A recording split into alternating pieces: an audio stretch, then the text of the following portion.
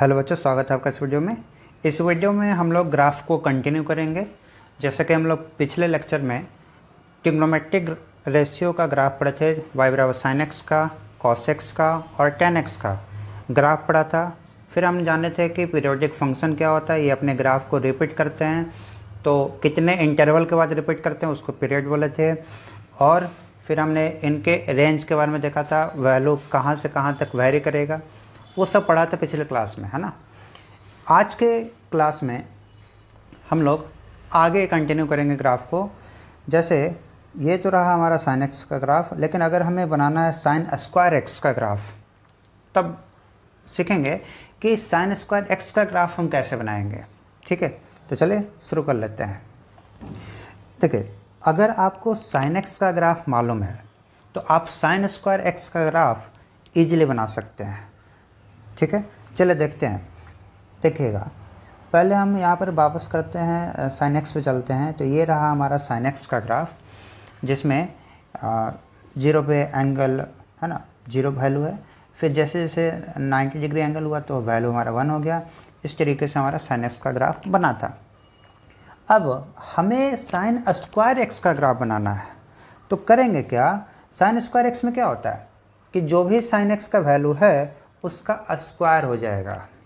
मतलब कि अगर sin x का वैल्यू पॉजिटिव है तो पॉजिटिव का स्क्वायर तो पॉजिटिव ही रहेगा, लेकिन अगर sin x का वैल्यू नेगेटिव आ गया, जैसा कि आप यहाँ पर इस ग्राफ देख पा रहे हो, नेगेटिव कब होगा, जब पाई से लेकर के 2 पाई की बात करेंगे, तो पाई से 2 पाई इंटरवल में, ये इस वाले इंटरवल में क्या होगा, sin x का वैल्यू नेगेटिव है, तो इस नेगेटिव वैल्यू का स्क्वायर मतलब कि पॉजिटिव हो जाएगा।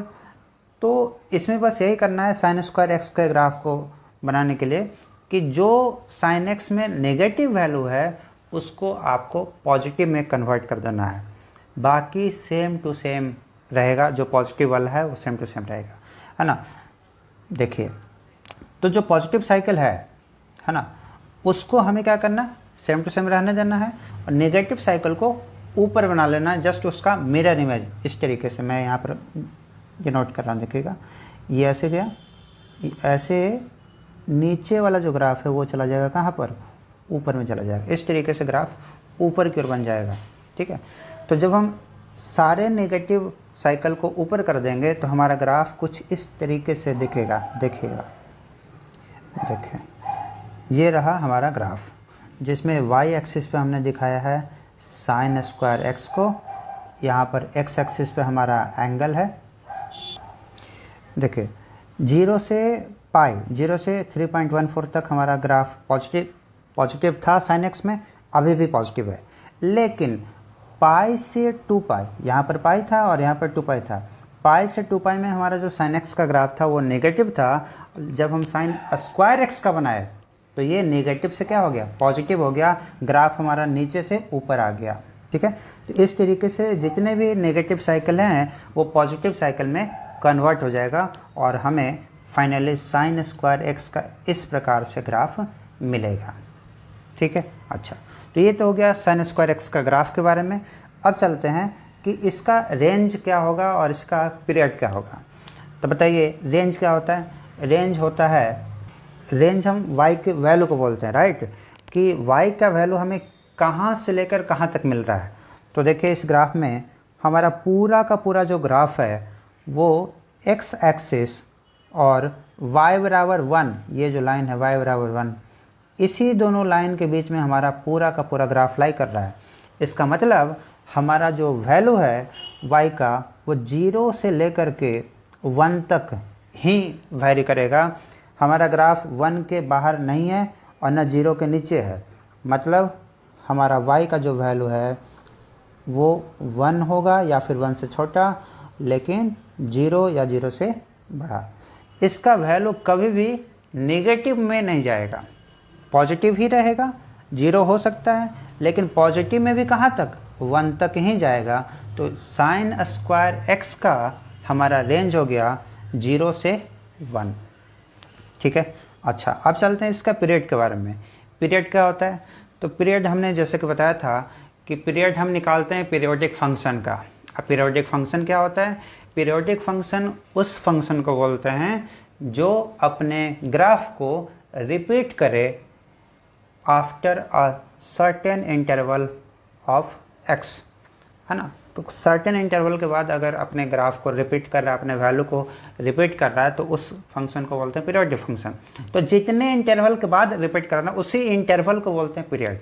तो आप देखिए इस फिगर में कितने इंटरवल के बाद ग्राफ बार बार रिपीट हो रहा है। तो देखिए हम चलते हैं पहले 0 से लेकर के, अगर हम चले यहाँ पर 0 से अगर हम पाई तक चले तो 0 से पाई तक देखिए ग्राफ ऐसा ही बन रहा है, ये 0 से पाई हो गया यहाँ तक। उसके बाद हम क्या देख रहे हैं, उसके बाद देख रहे हैं कि जो पाई से 2 पाई है वापस वही वाला ग्राफ बनना शुरू हो गया जो 0 से बन रहा था, है ना। तो ये ग्राफ तो यहाँ पर वापस से रिपीट होना हो गया ना, शुरू हो गया। तो यहाँ पर ग्राफ रिपीट हो रहा है, तो कितने इंटरवल के बाद रिपीट करना शुरू किया, पाई के बाद। तो 0 से पाई ये जो हमारा ग्राफ था, ये पाई इंटरवल के बाद जो है वो बार बार रिपीट कर रहा है साइकिल बाय साइकिल। तो एक साइकिल का जो यहाँ पर हमें लंबाई मिलेगा, ये 0 से पाई, यही हो जाएगा हमारा क्या, पीरियड। तो इसका मतलब हम यहाँ पर लिख सकते हैं क्या, हम यहाँ पर लिख सकते हैं कि साइन स्क्वायर एक्स का जो पीरियड होगा वो कितना होगा, पाई होगा कि 2 पाई होगा, पाई होगा। 2 पाई किसका होता था, 2 पाई होता था साइन एक्स का, कॉस एक्स का, और टेन एक्स का कितना होता था, पाई। और यहाँ पर साइन स्क्वायर एक्स का भी पीरियड कितना है, पाई है। ठीक है, तो ये था हमारा साइन एक्स का ग्राफ, इसका रेंज और इसका पीरियड। अब चलते हैं हम लोग कॉस स्क्वायर एक्स पर। ठीक है, देखिए तो कॉस स्क्वायर एक्स का अगर हम ग्राफ बनाना चाहते हैं तो उसके लिए हमें पहले कॉस एक्स का ग्राफ पता होना चाहिए। तो जैसा कि हमने पिछले लेक्चर में देखा था, कॉस एक्स का ग्राफ कुछ ऐसा होता है ना। तो कॉस एक्स का ग्राफ मालूम है और हमें बनाना है कॉस स्क्वायर एक्स का। तो करना क्या है, करना ये है कि जो भी नेगेटिव में वैल्यू है उसको क्या कर देना है, पॉजिटिव में पलट देना है ना। ग्राफ नीचे में है उसको पलट करके ऊपर कर देना है, तो हमारा ग्राफ क्या मिल जाएगा, वो कॉस स्क्वायर एक्स का ग्राफ मिल जाएगा। देखिए यहाँ पर जैसे कि यहाँ पे मैंने ग्राफ में किया है कि ये जो हमें वैल्यू था -π/2 से +π/2, तो ये जो वैल्यू है ये तो हमें कॉस में भी पॉजिटिव साइकिल मिल रहा था और कॉस स्क्वायर एक्स में भी मिलेगा। लेकिन कॉस में हमें नेगेटिव कौन सा मिल रहा था, कॉस में हमें नेगेटिव मिल रहा था ये वैल्यू π/2 से पाई तक, ये वैल्यू नेगेटिव मिल रहा था। अब कॉस स्क्वायर एक्स में क्या हो गया, पलट करके ये ऊपर आ गया, तो ये हमारा पॉजिटिव साइकिल हो गया।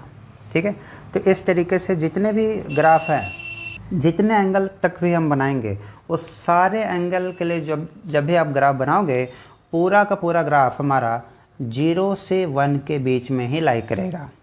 इसका मतलब हमारा कॉस स्क्वायर एक्स का अगर रेंज की बात करें तो इसका रेंज हो जाएगा 1 के इक्वल या 1 से स्मॉलर होगा और 0 के इक्वल या 0 से ग्रेटर होगा। ठीक है, तो ये हो गया हमारा कॉस स्क्वायर एक्स का रेंज। अब चलते हैं, बात करते हैं इसका पीरियड के बारे में। तो इसका देखिए ग्राफ कितने इंटरवल के बाद रिपीट कर रहा है। तो देखिए यहाँ पर था -π/2, यहाँ पर है π/2। अब आप बताइए कि ये जो -π/2 से π/2 ये कितना हुआ, पाई के बराबर। ये इंटरवल कितना हुआ, ये इंटरवल हो गया हमारा पाई। तो पाई इंटरवल में ये ऐसा ग्राफ मिला और यही ग्राफ बार बार आ रहा, मतलब हमारा जो ग्राफ है वो पाई इंटरवल के बाद रिपीट कर रहा है। ठीक है, तो इसका पीरियड कितना हो जाएगा, पाई हो जाएगा। तो हमने देखा कि साइन स्क्वायर हो या कॉस स्क्वायर हो, दोनों का जो ग्राफ का पीरियड होगा वो कितना होगा, पाई होगा। लेकिन अगर साइन एक्स कॉस एक्स की बात करें तो उसका डबल था, 2 पाई था, राइट। तो हमने अभी तक 5 फंक्शन के बारे में पढ़ लिया, sine x, cos x, ten x, फिर साइन स्क्वायर एक्स और कॉस स्क्वायर एक्स। ठीक है, अब देखिए अगर हम साइन स्क्वायर एक्स और कॉस स्क्वायर एक्स का जो हमने ग्राफ अभी देखा था, अगर इन दोनों को हम जोड़ देते हैं, दोनों ग्राफ को जोड़ करके अगर हम इनका ग्राफ बनाए, मतलब कहने का मतलब हम बनाना चाहते हैं किसका, y बराबर sine square x plus cos square x, ये जो है ये हम इसका ग्राफ बनाना चाहते हैं। ठीक है, तो अगर आप इसका ग्राफ बनाने जाइएगा तो उसके लिए आपको क्या क्या चाहिए होगा, साइन स्क्वायर एक्स का और कॉस स्क्वायर एक्स का।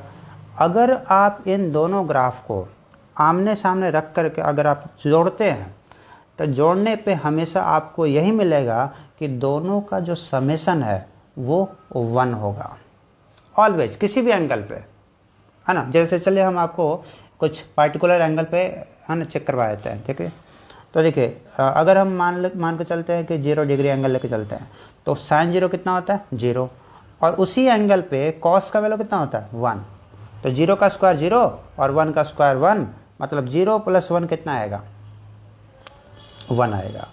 तो इस तरीके से आप किसी भी एंगल पे निकालोगे तो वैल्यू इसका हमेशा कितना आएगा 1 आएगा। तो हमेशा LHS बराबर RHS हो रहा है हर एंगल के लिए।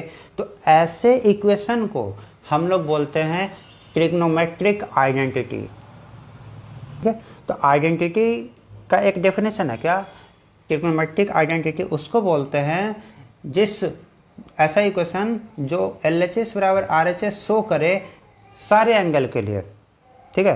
तो ये जो हमारा y बराबर sine square x plus cos square x बराबर 1, ये जो हमारा यहाँ पर दिख रहा है इक्वेशन, ये एक आइडेंटिटी है।